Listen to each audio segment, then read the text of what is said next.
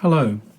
For the next few days, maybe for a couple of weeks, I'm going to talk about exciting stuff like pens and pencils. And this is because I want to cover something that I know a lot of writers get a lot of joy from thinking about, and in many cases buying, but it is also the means that we use to produce writing, and I think it's important to have those be as invisible as possible and as non-obstructive as possible.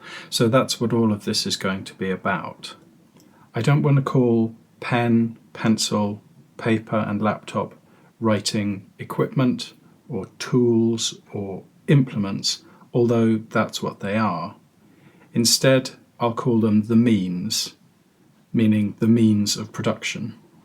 This fits reasonably well with the ways, which is what most of this year will be about, the ways of writing better, practically on the page. And so the opening section about means is going to be about means of handwriting.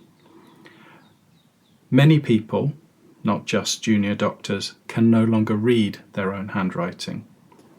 If this includes you, that's going to make the next few entries as useless to you as their handwriting is to them.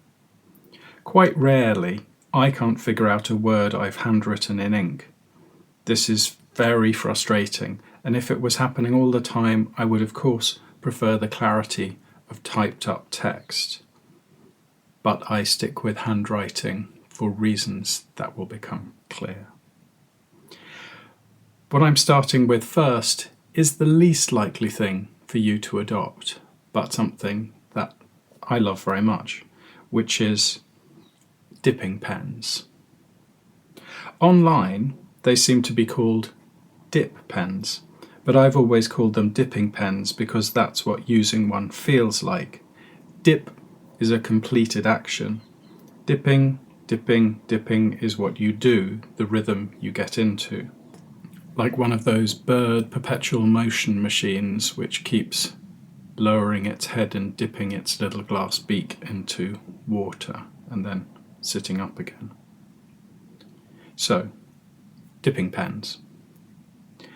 The advantage of ink is that issuing from a fountain pen, dipping pen, it flows.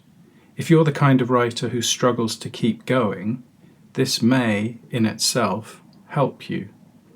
You'll experience this flow most purely if you use a dipping pen, as I've sometimes done. I wrote my novel Dead Kid Songs with such a pen, despite rumours going around that I used a quill. I've only used a quill very, very rarely, and they are more fussy and more temperamental than metal nibbed dipping pens.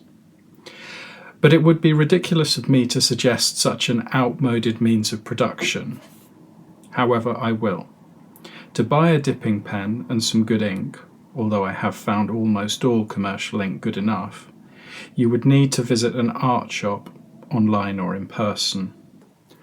But don't buy a whole calligraphy set. Those pens are designed for very slow lettering. You need a pen that can keep up with your fastest scribble or scrawl.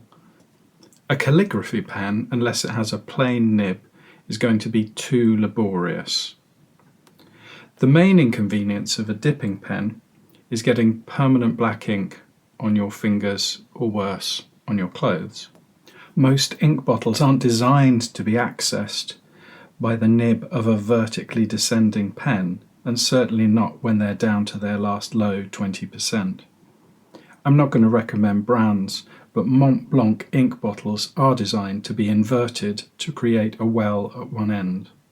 Other companies put a plastic kind of widget inside their glass bottles to create a raised reservoir of ink just below neck level, but I've never found these particularly practical. Perhaps I'm misusing them somehow. A dipping pen will require decent paper that doesn't bleed the ink. There is also the very slight inconvenience in a notebook of not being able to turn the page whilst the last letters are still wet. I find this quite exciting, the wet letters. That's live writing. Rewriting what you've just put down a little further up the page can also cause smudging if you're not careful. The upside of this means is that you will feel that they're helping you.